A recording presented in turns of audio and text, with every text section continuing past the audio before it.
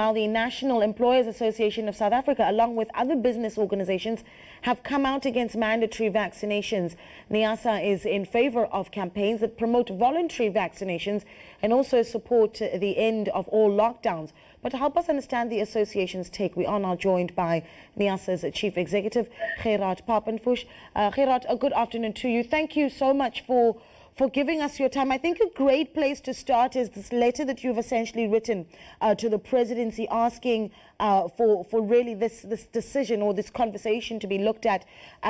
You say the president said broad agreement on the need for such measures, a state-driven policy of mandatory vaccination is there.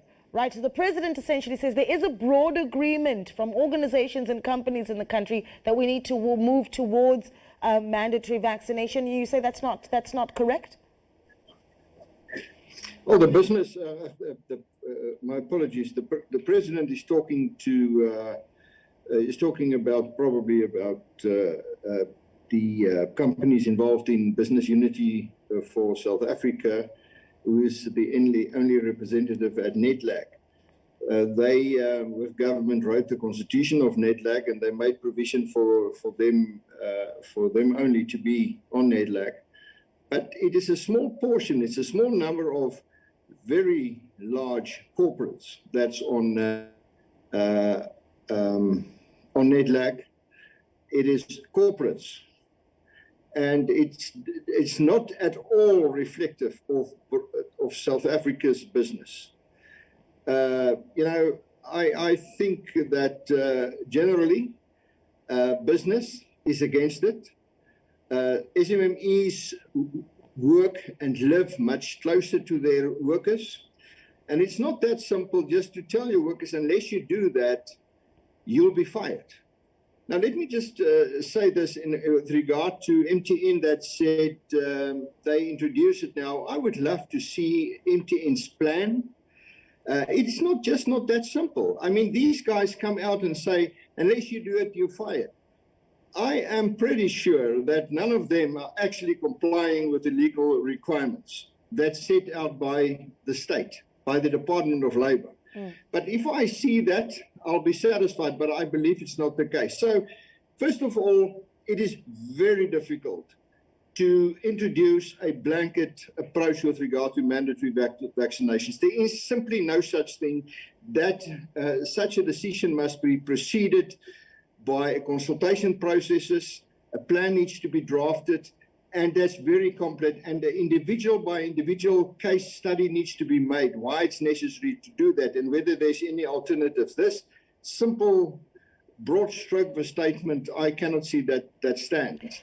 Ultimately, though, what we've said let me just step in there, and I'll let you finish that thought. I just want to maximize on our time, and I'll let you finish that thought. Yeah. Ultimately, though, we're moving into the fourth wave. The numbers are growing, and there's a lot of pressure to get people vaccinated. So we know that there could be a meeting with the NCCC this week. What is it then that you want to hear as a plan on how we deal with encouraging vaccination moving forward if mandatory vaccinations isn't what you want to hear? Madam, you know what? The principle is voluntary vaccination. You cannot force a person to be vaccinated. And if you say that unless you're vaccinated, you can't have a job.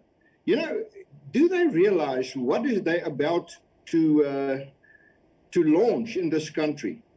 Do you expect me to say that to my employees? I won't do that, with respect. And I've got a business to run, and is government saying you must force your employees to be vaccinated or they'll be fired? I'm telling government now I won't do it.